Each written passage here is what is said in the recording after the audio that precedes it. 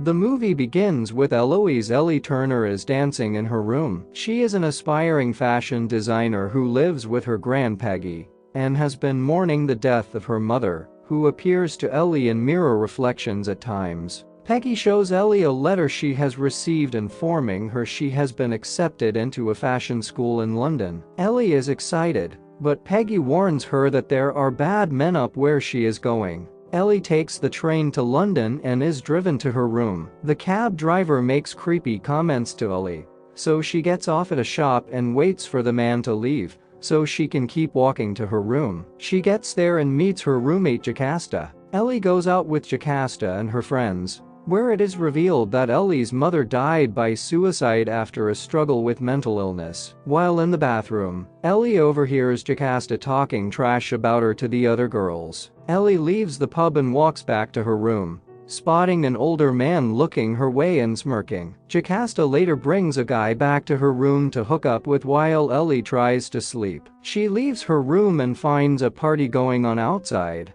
The only student to befriend her is a young man named John. The next morning, Ellie wakes up late and runs to class where she makes it on time for attendance. Ellie decides to find a place of her own for peace of mind. She finds a room in a home kept by a woman named Miss Collins. She gives Ellie a set of rules to follow and allows her to stay in the bedroom upstairs. Ellie likes the place and rests for the night, sleeping all the way under the covers. When Ellie gets out of bed, she finds herself somehow in the 1960s. She walks into a venue called Café de Paris and sees her reflection as another young woman named Sandy. Ellie follows Sandy as though she is there watching everything unfold. Sandy wants to be a singer at the venue, but is met with unwanted attention by a surly patron. She is told to speak to a man named Jack about being a singer. Sandy meets Jack and is charmed by him. He starts to leave with her when the patron makes rude comments. Jack punches him in the face and runs away with Sandy, kissing her in a phone booth,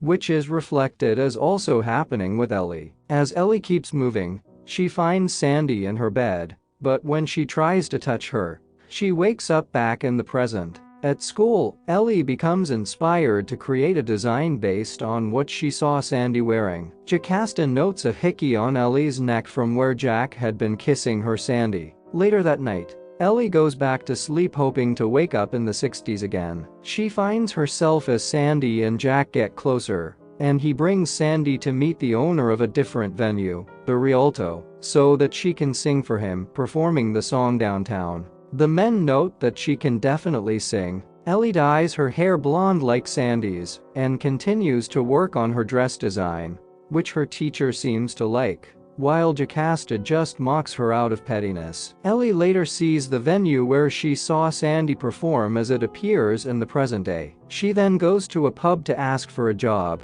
As she heads back to her room, the old man who saw her from the other night follows her and claims to recognize her because of her hair, but he insists he is not trying to pick her up. Ellie returns to the 60s and goes to the Rialto, but finds Sandy is now performing as part of a group of skimpy-dressed women, dancing as backup for a woman performing as a marionette. As Ellie follows Sandy around a little more, she sees that Jack is more abusive and is telling her that she has to make certain men happy if she wants to make it in the music business. Ellie sees Sandy in the bedroom as a lecherous man approaches her with his pants off. Ellie screams at the man to not touch Sandy, and he appears to hear her, but Ellie wakes up. The experience causes Ellie to rip up the pink dress design she originally drew in class. Ellie continues to get through work and school. In her next trip to the 60s, she sees that Sandy is becoming more jaded and unhappy,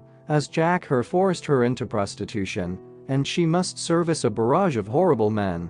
While she also develops a drug and alcohol problem, she uses fake names like Alex, Lexi or Anna. Only one man does not take advantage of her, and is polite and charming to her. Sandy talks down about herself, while Ellie tries to get her attention through the mirror. She manages to smash through the glass and grab Sandy, but she wakes up. John sees that Ellie is looking a bit unwell, so he invites her out to a Halloween party. Jocasta and her friends see them together and give them drinks. They all start dancing, But in the middle of things, Ellie hallucinates seeing ghoulish visions of the men who took advantage of Sandy, as well as Sandy herself dancing alone. John takes Ellie home when he sees her looking bad. They start to kiss and go to her room for sex. But Ellie looks up and sees the ceiling mirror showing Jack attacking Sandy. Ellie starts yelling at him to get off her. She then appears to see Jack stabbing Sandy to death. Miss Collins overhears the noise and orders John to leave,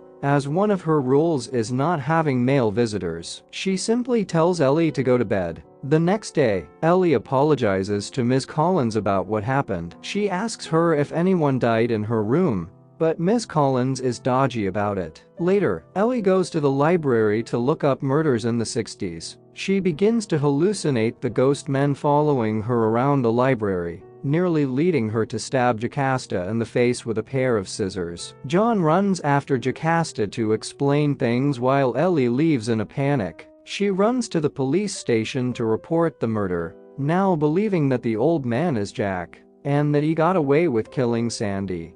But the detectives know she has little to go off of. Ellie arrives late for work and finds that the old man is waiting for her. She takes out her phone to try and record a confession out of him, but when she brings up Sandy, the man says Alex killed Sandy, and that whatever happened to her was something she got herself into. Ellie runs after the man, but he gets hit by a car on the street and dies. Ellie's boss tells someone to call for help and say he's a former cop named Lindsay. Ellie realizes the man is not Jack, but rather the gentleman who was polite with her and didn't sleep with her. Ellie returns home and makes plans to return home with her grandmother. Miss Collins gives Ellie tea in her mail. One letter is addressed to Miss Collins, revealing her name to be Alexandra, which is what Sandy told Jack her name was short for. Miss Collins reveals that someone did die in Ellie's room.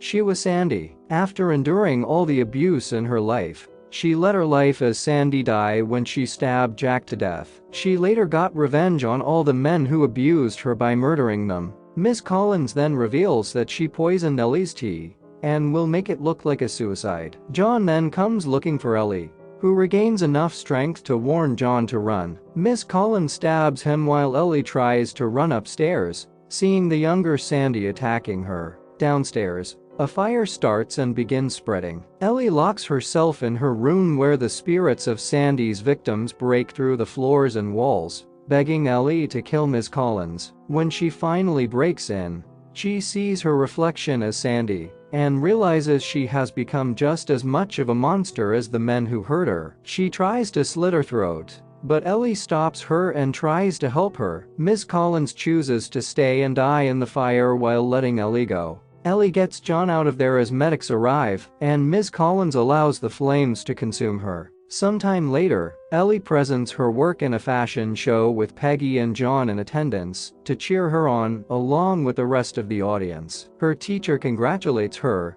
as do the other girls, but Jocasta remains a petty bitch, and she once again sees her mother's reflection smiling at her. As Peggy and John come to congratulate her, Ellie sees Sandy's reflection in the mirror waving at her.